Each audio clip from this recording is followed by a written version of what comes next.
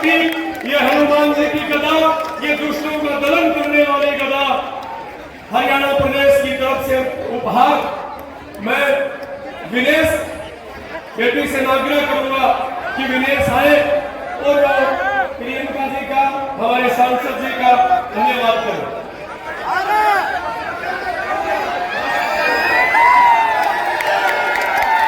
मेरी बड़ी बहन प्रियंका गांधी जी, बड़े भाई दीपेंद्र सिंह हुड्डा जी, सतपाल ब्रह्मचारी जी, मेरे पिता तुल्य बुजुर्गों, माताओं, बहनों और जुलाना की इस पवित्र धरती को मेरा हाथ जोड़कर सर प्रणाम। आपने अपनी इस बहू को जो बेटी से भी ज्यादा प्यार दिया है, मैं इस जुलाना की धरती को हमेशा नमन करूंगी और आपके संघर्ष की मैं हमेशा साथी रहूंगी।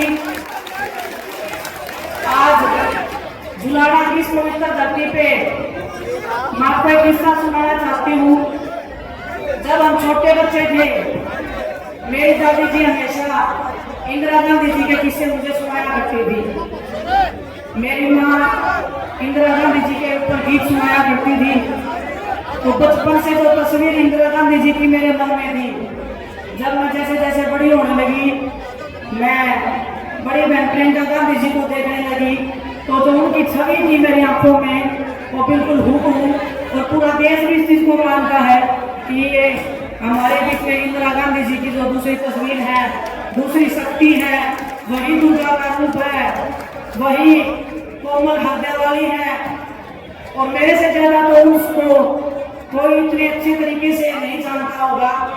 बहुत ही कम टाइम में, चाहे अपनी इस बेटी को, जब आपकी बेटी जंतर मंतर में बैठी थी, प्रियंका गांधी जी वहां पे बड़ी बहन के नाते आई थी और जो हिम्मत और हौसला हमें देने का काम किया था, मैं वो तो शब्दों में ना बयां कर सकती हूँ, ना उस दर्द को मैं छुपा सकती थी। वो दर्द जब हमने दीदी को बताया, उनका जो एक हाथ था जो हमारे सिर के ऊपर उस दिन टिका था, आज भी वो हाथ की ताकत को मैं अपने ऊपर महसूस कर सकती हूँ।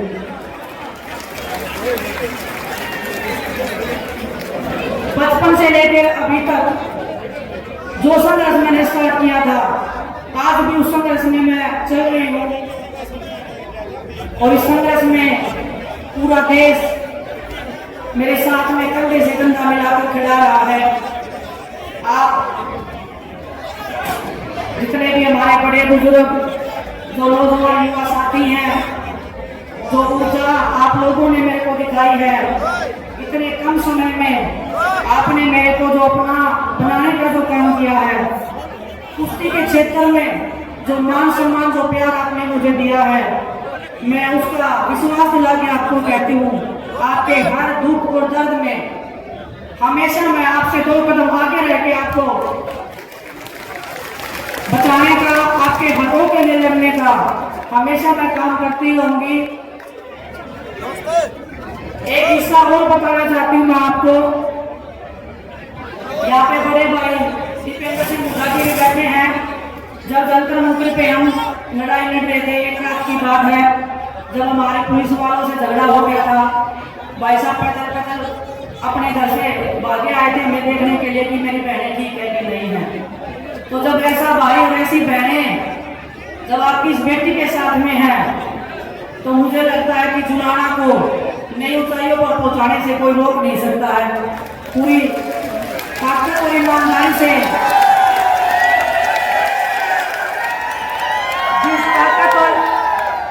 जिस ताकत और सच्चाई और ईमानदारी से मैंने कुश्ती के क्षेत्र में नाम किया है, आप बड़े बुजुर्गों के आशीर्वाद के बिना ना तो वो लड़ाई कभी पूरी हुई थी, ना ये लड़ाई कभी पूरी हो सकती है।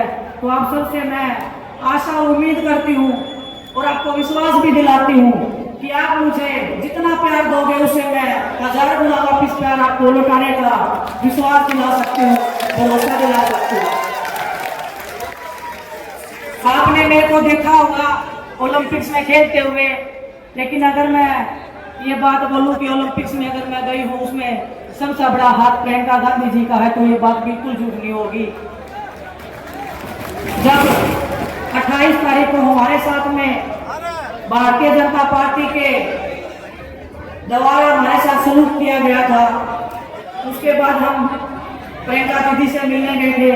दीदी ने मिलने बुलाया था, मिले थे, हम सभी बैठे थे। तो हमने दीदी को बोला कि दीदी दिल इतना टूट गया है कि अब मन करता है कि इस देश को छोड़ के हम कहीं चले जाएं, इस देश में हमारे लिए कुछ बचा नहीं है। इतनी अगर गहरी बात हमने किसी को बोली है तो ये आप समझ लीजिए कि वो परिवार से भी बढ़ के वो इंसान है जिसको मैंने अपनी दिल की बात उनके सामने खोल के रख दी थी।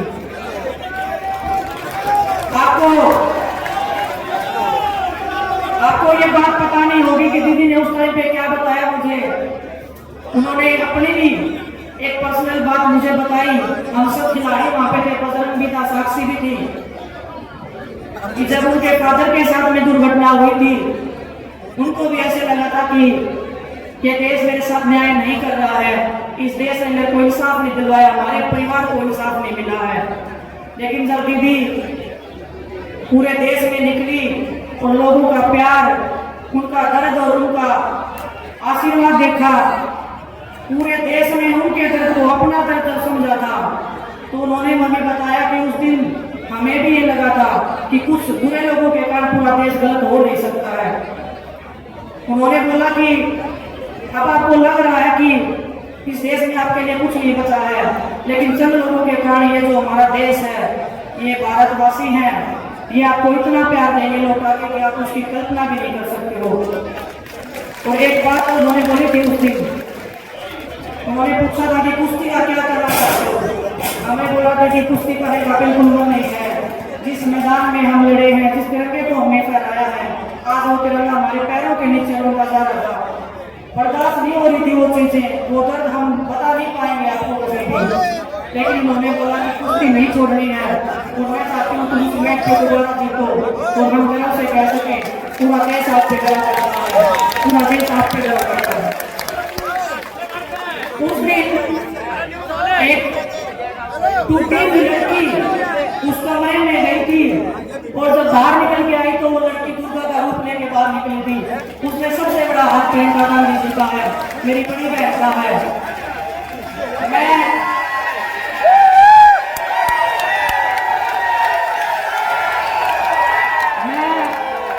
बहुत भावनाओं से चलने वाली लड़की हूँ। बड़ों का हम आदर सम्मान अपने जी जान से ज्यादा करते हैं। और मैं ताऊ और टाइसन को एक बात बोलना चाहती हूँ, जो पगड़ी आप मान सम्मान में अपनी इस बेटी को पहनाते हो, बेटी मैं इसलिए बोल रही हूँ, बहुत सारे लोग बोलते हैं कि तेरी तो शादी हो गई है, आपने कभी मेरे को ऐसे फील ही नहीं करवाया कि मेरी शादी हुई है। यहाँ पे आपने बेटी से भी ज्यादा मान सम्मान और प्यार मेरे को दिया है। आपकी ये बेटी आपके हर दुख दर्द में, हर पिछड़े समाज के साथ में, हर उस दलित, हर उस अत्याचार के आगे खड़ी होगी जो आपने कभी झेला है। हर उस जातिवाद से, हर उस धर्म से आगे बढ़ के आपकी बेटी हमेशा आपके हकों की रक्षा करने के लिए आगे बढ़ती रहेगी। लेकिन वो ताकत और वो विश्वास आपको मेरे को देना पड़ेगा। जब आपकी बेटी विधानसभा में जाएगी तो मैं आपको विश्वास के साथ कह सकती हूँ कि वो आवाज जो बनेगी वो आपकी आवाज बनेगी। आपके बीच में से जो है बेटी जाएगी, आपके हकों की आवाज बन के आपका जो मैंने कुश्ती के क्षेत्र में नाम किया है, आप 5 साल बाद जब मैं दोबारा आपके बीच में आऊंगी, यही बड़ा मंच होगा। और मैं दीदी को भी बताना चाहती हूँ, ये जुलाड़ा विधानसभा एक नया इतिहास रचने जा रहा है। आपके आशीर्वाद से, आपके प्यार से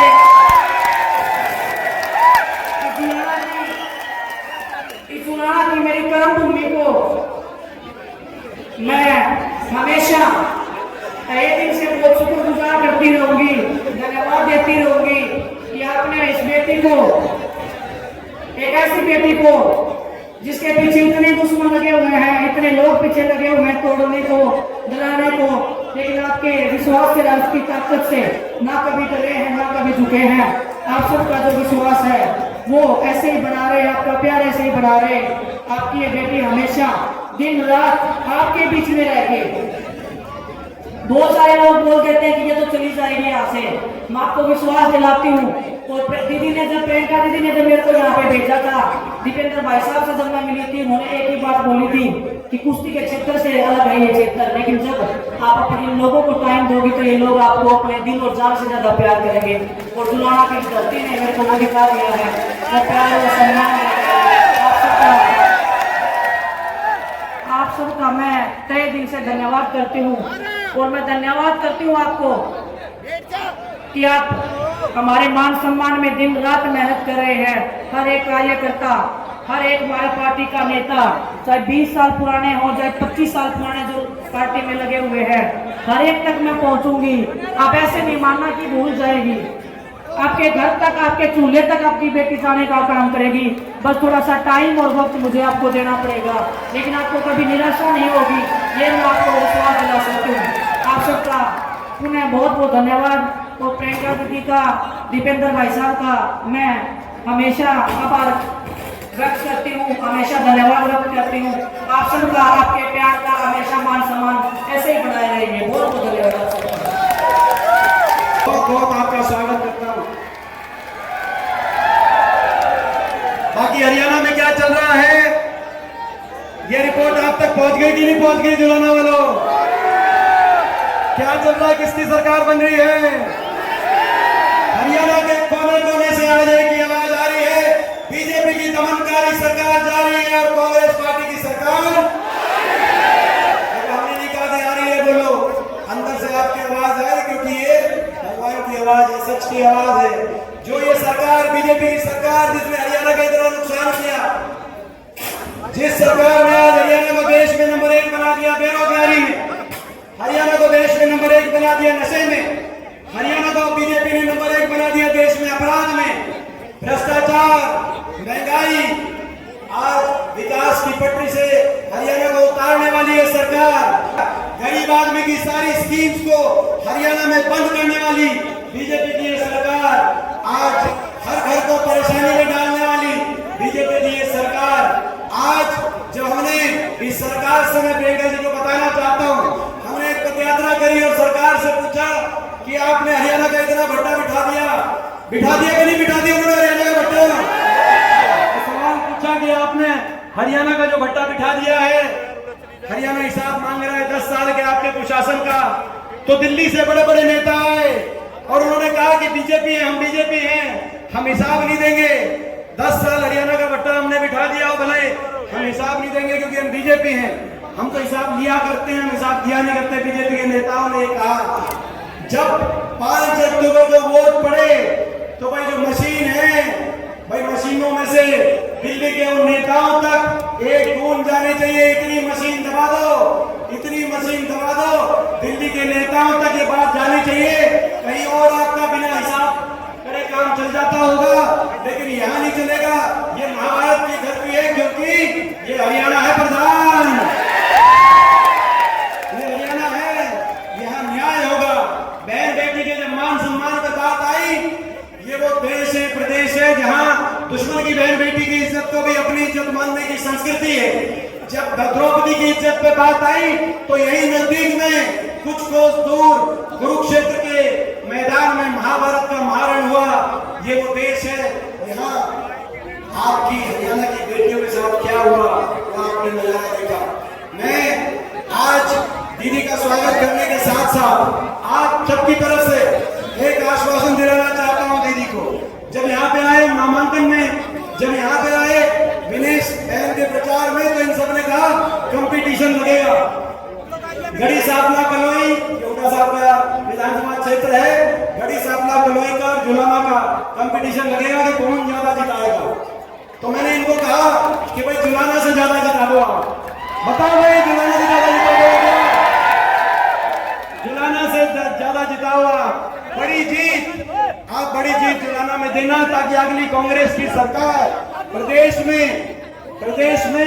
प्रियंका जी के नेतृत्व में, राहुल गांधी जी के नेतृत्व में और सतपाल ब्रह्मचारी जी, दिनेश जी और हम तीनों मिलकर प्रदेश में जुलाना को नंबर 1 विकास में बनाने की जिम्मेदारी आज हम लेने के लिए आए हैं। ये हमारी जिम्मेदारी है, जुलाना को विकास में नंबर 1। बहुत दिनों से जो है मैं समझता हूँ ये जुलाना हल्के की आस है कि जुलाना विकास में प्रदेश में नंबर 1 आए। तो आज ये हमारी जिम्मेदारी है और आपकी जिम्मेदारी है बड़ा आशीर्वाद देकर मेरी इस छोटी बहन विनेश फोगाट को बड़ा आशीर्वाद देकर आप चंडीगढ़ भेजना। आपके आशीर्वाद की एक वोट से मुझे और हम सबको उतना ही आशीर्वाद मिलेगा जितना विनेश को मिलेगा और मिलकर हम चलेंगे। बताओ दीदी को विश्वास दिला दूं, ये जो हल्का ये अब मैं आग्रह करता हूं आपके बीच में जिस घड़ी का आप इंतजार कर रहे थे वो घड़ी आ गई है। पाठशाला में यहाँ सोनेपत के पास एक सरकारी पाठशाला थी शायद, और मैंने सुरक्षा कर्मियों को कहा कि अपनी गाड़ी हम किसी खेत के पास लगा देते हैं, गाड़ी में रुक जाएंगे पूरे दिन। तो बैठी थी मैं गाड़ी में, कुछ 1-2 किलोमीटर दूर था पाठशाला से, और मैंने खेतों में देखा कि एक दादाजी खेत में काम कर रहे हैं। तो मैंने सुरक्षा कर्मियों को कहा आप यहीं ठहरो, मैं जाके जरा बात करती हूँ। मैं चली गई खेत में उनसे बात करने के लिए। उन्होंने मुझे पहचाना नहीं, सुरक्षा कर्मी दूर थे। बातचीत हुई, मैंने कहा मुझे सिखा दीजिए कटाई करना। कटाई कर रहे थे तो थोड़ा सिखाया मुझे, थोड़ी सी कटाई मैंने उनके साथ कर ली। उन्होंने सोचा होगा ये शहर की लड़की है, थक गई होगी, धूप बहुत है, तो कहा कि बेटा घर चलो मेरे साथ, घर में चाय पिलाएंगे, थोड़ा सा आराम कर लेना। मुझे भी लगा कि पूरे दिन इंतजार करना है, तो चलो इन्हीं के घर चले जाती हूँ, दादू जी के साथ चली जाऊंगी, वहीं बैठ जाऊंगी, पूरा दिन इंतजार करना है मुझे। तो दादू के साथ मैं घर चली गई। मुझे घर ले गए अपने, घर में दादी जी थी, छोटे छोटे बच्चे थे, बहुएं थी। मुझे खाना खिलाया, पराठे बनाए, चाय पिलाई, सारी बातें बताई कि कौन कहाँ पढ़ता है, कौन किसी नौकरी कहाँ है, सारी चीजें मुझे एकदम अपना लिया। मतलब अभी अभी मिले थे, मुझे जानते नहीं थे, अपने परिवार समान घर ले गए, अपनाया। मुझे बहुत अच्छा लगा, खूब बातें हुई कि किस तरह से क्या करते हैं, क्या होता है, अपना जीवन कैसे गुजारते हैं। कभी 4-5 घंटे बीत गए, मुझे पता भी नहीं चला। 4-5 घंटों बाद उनका बेटा घर आया। अब इत्तेफाक से उनके बेटे ने रायबरेली में काम किया था, तो मुझे देखते ही पहचान लिया और कहा कि आप तो प्रियंका हैं। तो अब मैंने कहा नहीं था, मैंने कुछ कहा नहीं था उनको, तो मुझे भी अचानक मुझे मैंने कहा हाँ। तो फिर तो सबने और भी गले लगाया, और फिर दादी जी की बात की, पिताजी की बात की, और हमारी एक दोस्ती हो गई। देखिए आज से 10 साल बीत गए हैं। जब जब मेरी रैली आसपास लगती है तो उनका बेटा मनोज कभी कभी दादू जी को ले आते हैं मेरे से मिलने, कि उन 8 सालों में मेरे से एक चीज नहीं मांगी। कुछ भी मांग सकते थे जब हमारी सरकार थी केंद्र में, तो ठीक है, लेकिन सरकार न होते हुए भी कुछ भी मांग सकते थे, ये नौकरी दिलवा दो, एक काम करा दो। कुछ नहीं मांगा आज तक मेरे से, सिर्फ मुझे प्रेम दिया है। उम्मीद रखते हैं माँ बाप, है ना, माताएं बैठी हैं, बहुत उम्मीद रखती हैं। दिनेश के साथ भी ऐसा ही हुआ कि उसके माँ बाप ने भी पूरे भरोसे के साथ उसको भेजा, संघर्ष किया, लड़ी, ओलंपिक्स तक पहुंच गई, और उसका संघर्ष का फल भी उसे मिला, मेडल मिला। पूरे देश को गर्व महसूस हुआ, पूरा देश खुश हुआ, सबने कहा हमारी बेटी है। जीत के समय आई, प्रधानमंत्री जी ने घर बुलाया, चाय पिलाई, फोटो खिंचवाई। भाजपा के तमाम नेता, सारे जितने भी भाजपा के लोग थे, सबने कहा कि देखो मोदी जी है तभी मेडल जीत रहे हैं, रहा है भारत।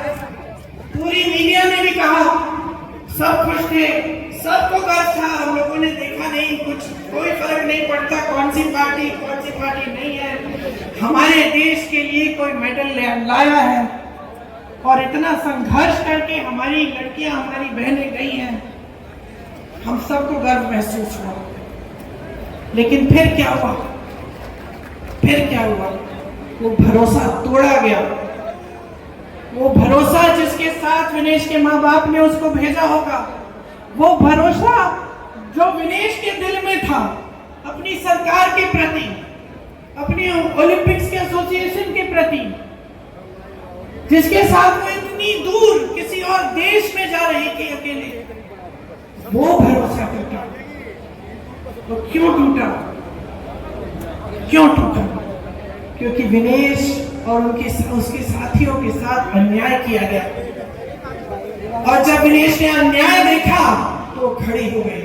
और ये भी हरियाणा का स्वभाव है, ये आपका स्वभाव है, ये आपकी संस्कृति है, ये आपकी परंपरा है। आपने अपने बच्चों को इसी परंपरा के तहत बड़ा किया है। दीपेंद्र जी ने कहा, और आप सब जानते हैं, यहीं पे कुरुक्षेत्र की भूमि में, हरियाणा में, श्री भगवान श्री कृष्ण ने भगवत गीता का प्रवचन दिया। और क्या कहा था उस समय कि जब जब अन्याय होगा, जब जब इस दुनिया में अन्याय होगा, तो सच्चाई और न्याय की आवाज उठेगी।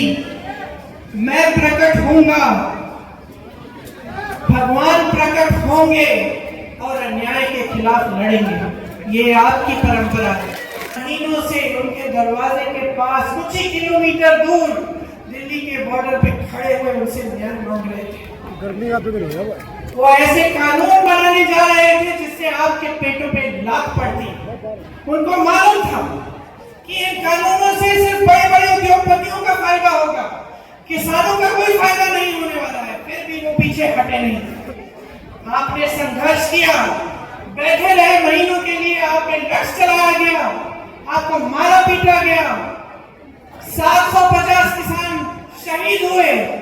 ये हिले नहीं, हिले तब जब उत्तर प्रदेश का विधानसभा का चुनाव आया, जिसका जिक्र आपने किया दीपेंद्र जी। जब चुनाव आया तब हिले, तब इनको लगा कि अब चुनाव में मुश्किल हो जाएगी, ये 3 काले कानून हम वापस लेके गए। तो किसानों के साथ इन्होंने सरासर अन्याय किया। एमएसपी की बात करते हैं और फिर उन उपजों पर एमएसपी देते हैं जो आप यहाँ पे उगाते ही नहीं है। कहते हैं हमने 24 ऐसी चीजें हैं जिन पे, क्या 24 फसल है जिन पे हमने एमएसपी दिया है, उसमें से 10 तो आप उगाते ही नहीं है यहाँ हरियाणा में। तो किसको बेवकूफ बना रहे हैं? पूरा देश देख रहा है, देश की जनता देख रही है। आपने कहा कि रोजगार के मामले में हरियाणा सबसे पीछे है। रोजगार बनाएंगे कहां जब इन्होंने सब अडानी और अंबानी को दे दिया है? सारी चीजें जो है, सारी जमीन, सारे उद्योग, सारे बंदरगाह, सारे हवाई अड्डे, सब कुछ बड़े बड़े उद्योगपतियों को दे दिया है। तो रोजगार बनेंगे कहां से? जो आपके छोटे मोटे बिजनेस होते थे, जहां से रोजगार बनते थे, जो खेती किसानी थी, वहां से आज रोजगार नहीं बन सकते हैं। तो ये रोजगार देने का काम कर ही नहीं सकते, क्योंकि इनकी नीतियां ही इसके खिलाफ है, आपके खिलाफ है। इसीलिए अग्निवीर जैसी स्कीमें निकालते हैं, जिससे आप अपने बच्चों को, जब नौजवानों को आप सरहद पे भेजते हैं देश के लिए, शहीद होने के लिए, और उनको बताया जाता है कि अगर तुम शहीद हो जाओगे तो तुम्हारे माँ बाप को पेंशन नहीं मिलेगा। बताया जाता है कि जाओ 4 सालों के लिए सेना में भर्ती हो जाओ और 4 साल बाद वापस आ जाओ, फिर से बेरोजगार बनो और फिर से नौकरी ढूंढने निकलो। ये दिया है आपको मोदी जी ने। आपको एक फैमिली आईडी दे दी, पहचान पत्र जिसमें परिवार के हर सदस्य का नाम, हर सदस्य की आमदनी चाहिए इनको। मैं मिली थी कुछ लोगों से भैया के साथ 2 दिन पहले, वो बता रहे थे कि जब से ये आईडी आया है तब से मुसीबत ही मुसीबत है। सबकी आमदनी जोड़ दी है और कईयों की आमदनी नहीं है, वो उसमें झूठी आमदनी डाल के जोड़ दी और फिर कह दिया कि ना तुम्हारा बच्चा सरकारी स्कूल में पढ़ सकता है क्योंकि तुम्हारी तो आमदनी बहुत है, या कह दिया कि जो किसान को सुविधाएं मिलती है वो तुम्हें मिलेंगी नहीं क्योंकि तुम्हारी आमदनी बहुत है।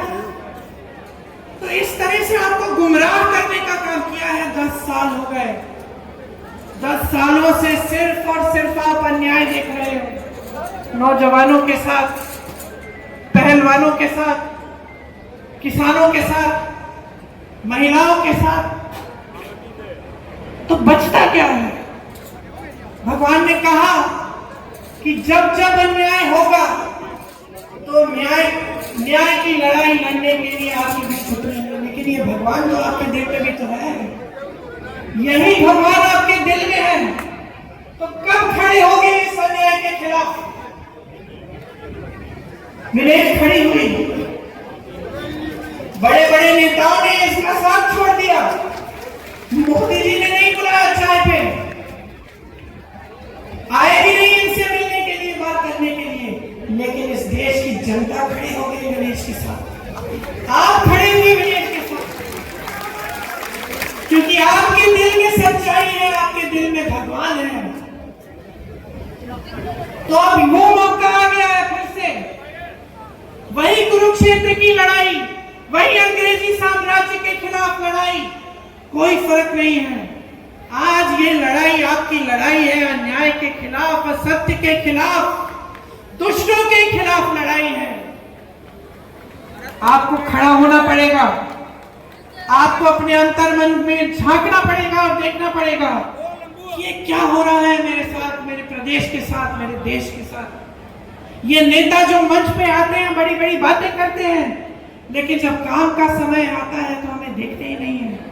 जब हमारे साथ अन्याय होता है तो हमें पूछते नहीं है।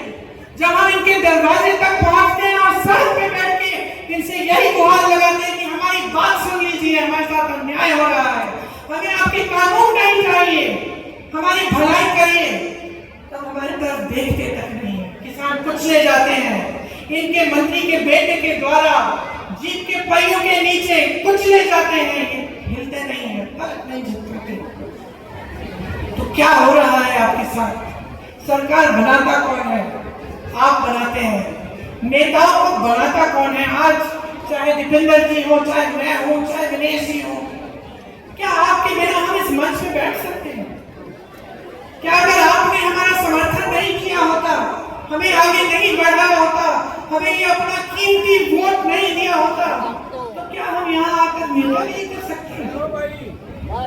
तो आपको समझना पड़ेगा कि शक्ति आपकी है, बहनें आपकी सबसे बड़ी शक्ति है। जिस तरह से बच्चों को बड़ा करते हो, पालते हो, पोसते हो, बच्चा गलत करता है उसको टोकते हो, बच्चा झूठ बोलेगा डांटोगी, बोलोगी कि क्या झूठ बोल रहे हो, थप्पड़ भी मार दोगी, कभी कभी टोकती हो। नेताओं को टोकने का समय आ गया है। ये भाजपा की पार्टी 10 सालों से यहाँ राज कर रही है, आपके लिए एक काम की चीज नहीं की है इन्होंने।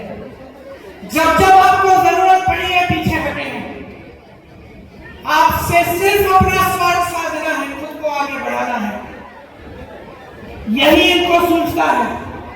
भ्रष्टाचार की बात करते हैं, मुझे हंसी आती है।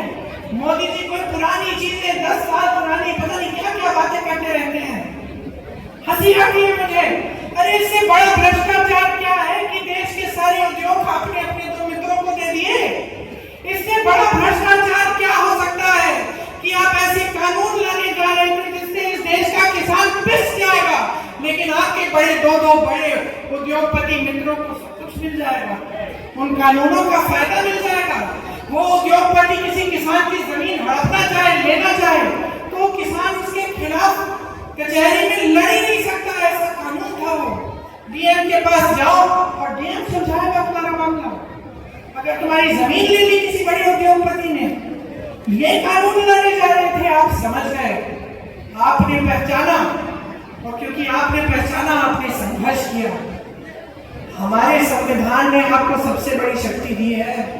सत्यमेव जयते कहने वाली बात नहीं थी, कि हमारे संविधान में गड़ी हुई है ये बात, समानता की बात, कि आप में, मेरी बहन जो यहाँ बैठी है, आप में वो खेती जिसने मुझे सिखाई दादूजी, आप में उतनी ही शक्ति है जितनी दीपेंद्र जी में है, जितनी मोदी जी में है, जितनी मेरे में है।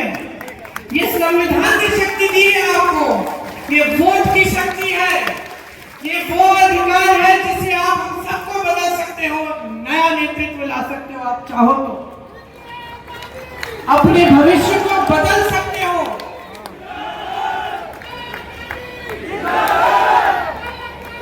आप गहराई से समझ लीजिए। अभी चुनाव हुआ था कुछ महीनों पहले, आपने देखा कि इन नतीजों में क्या हुआ। लोग समझने लगे कि ये बड़ी बड़ी बातें करते हैं, ये झूठ बोलते हैं, ये मंच पर आकर कुछ भी कह डालते हैं, लेकिन जब काम का समय होता है, जब न्याय का समय होता है, जब सच्चाई का समय होता है, तो ये दिखते तक नहीं है। तो ये बात आप भी समझ लीजिए।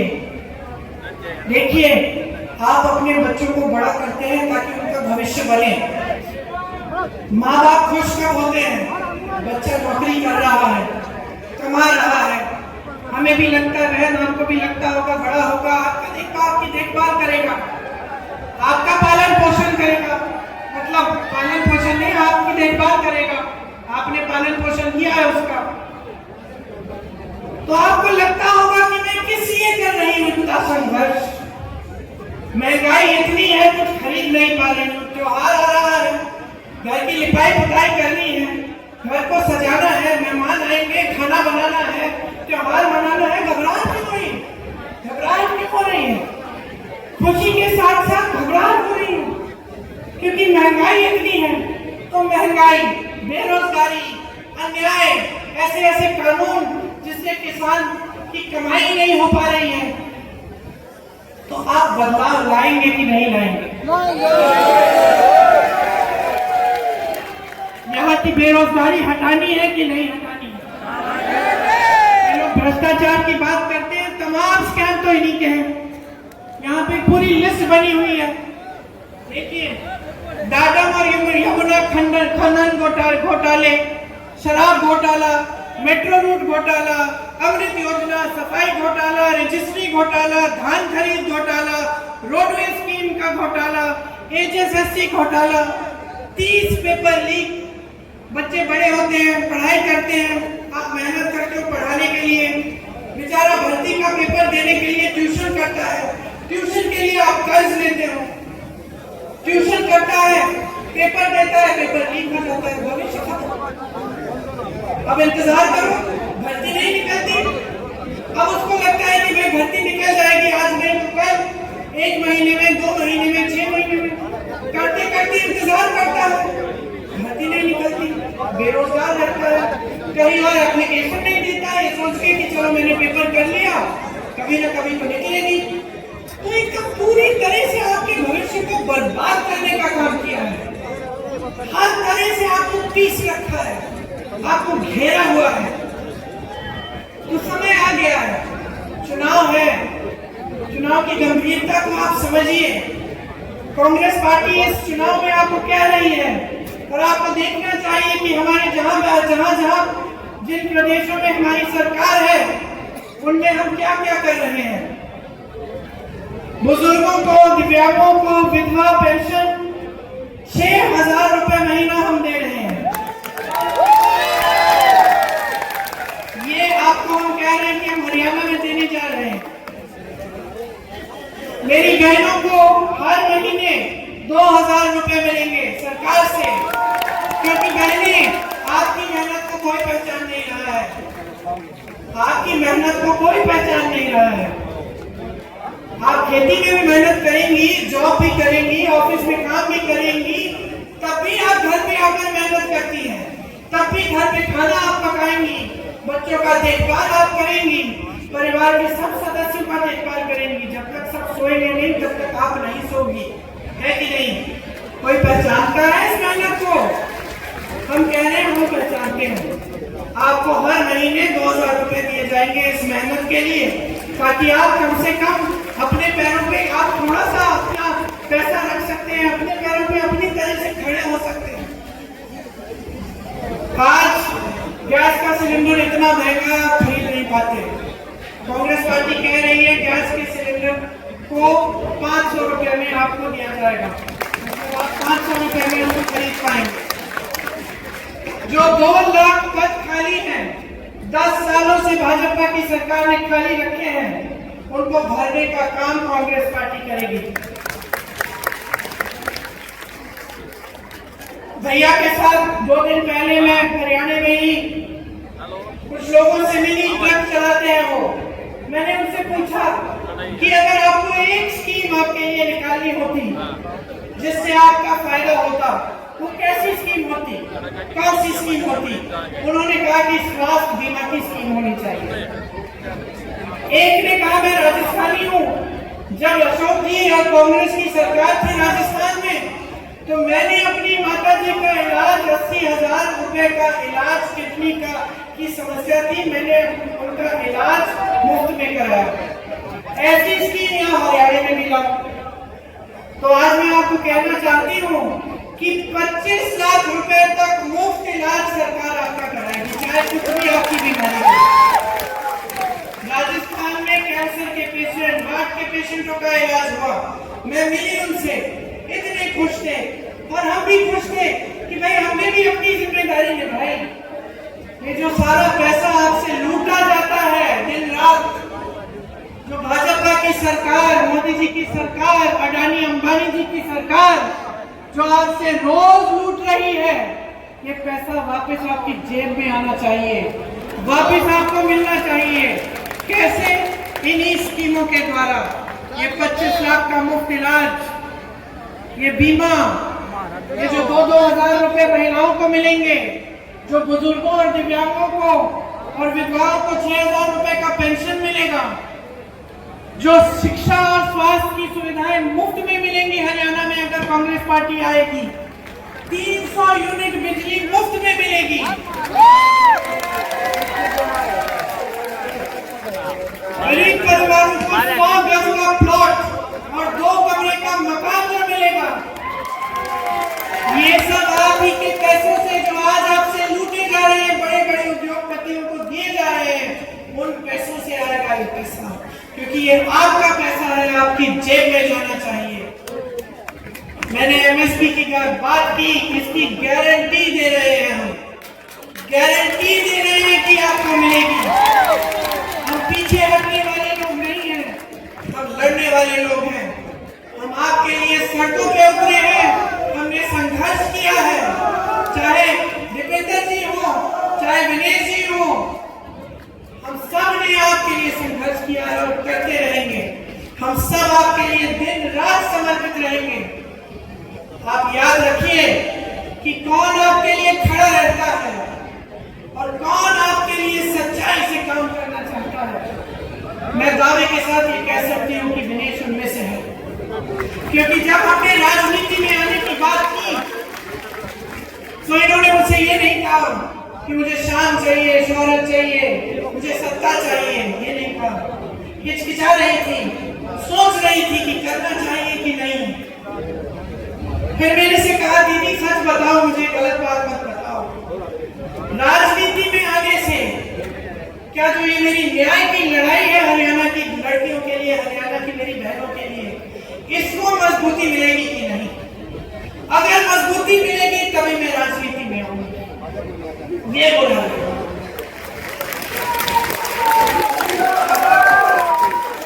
मैंने बोला विनेश मिलेगी, मजबूती मिलेगी, तुम्हें मिलेगी, तुम्हारी बहनों को मिलेगी, हरियाणा की एक एक लड़की को मिलेगी।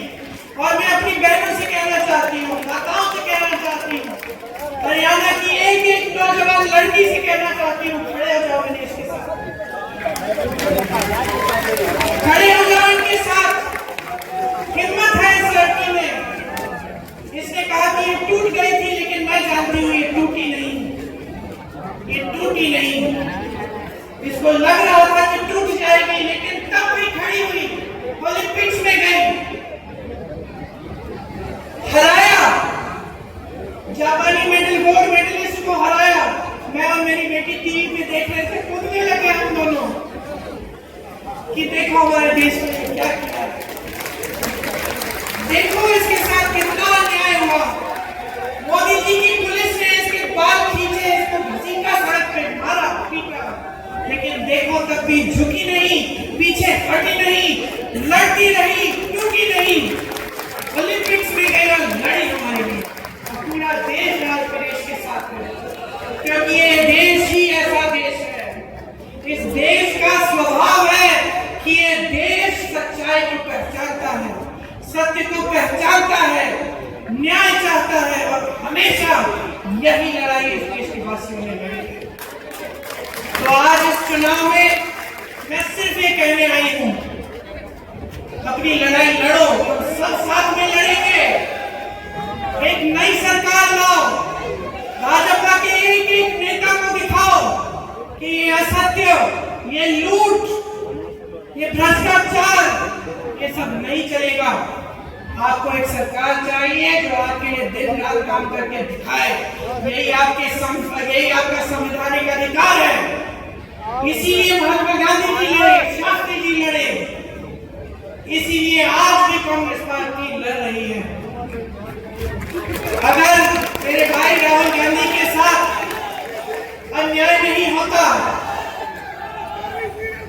अगर उसने संघर्ष नहीं किया होता, अगर मेरे पिता की लाश को घर नहीं लाता, तब उसमें भी हिम्मत नहीं होती कि वो 8000 किलोमीटर इस देश की एकता के लिए चलता। अगर विनेश के साथ अन्याय नहीं होता, तब शायद उसमें इतनी हिम्मत नहीं होती जितनी आज है। आपके साथ भी अन्याय हो रहा है, हिम्मत बनाओ, लड़ो, बदलो इस सरकार को, हटा दो इस भाजपा को। कांग्रेस की लहर आपके सम्मान की लहर है, पूरे हरियाणा में ये लहर छा गई है। वोटिंग के दिन कांग्रेस पार्टी को मजबूत बनाकर, विनेश को अपना वोट देकर आप अपने भविष्य को मजबूत बना रहे हो। आप सबने बहुत ध्यान से मेरी बातों को सुना, कुछ लंबा भी बोलेंगे, आपको घर भी जाना पड़ेगा, अभी काफी समय से बैठी है। आपको बहुत बहुत धन्यवाद। और नवरात्रि के लिए, दशहरे के लिए मेरी तरफ से, मेरे परिवार की तरफ से बहुत बहुत शुक्रिया। उत्साह बढ़ने का काम किया है, अपनी बहन के लिए यहाँ बनाई है। मैं धन्यवाद हमारे बड़े भाई दीपेंद्र सिंह हुड्डा जी का, जिन्होंने सुनते सुनकर हमारी बहन के इस चुनाव को संभाला है, लड़ा है और अपना चुनाव मानकर फिक्र करते हैं। आपकी जुलाना की इस धरती पे बहुत बहुत आभार। सभी साथियों का एक जोश के साथ आप जाएं और विनेश को भारी बहुमत के साथ जिताएं।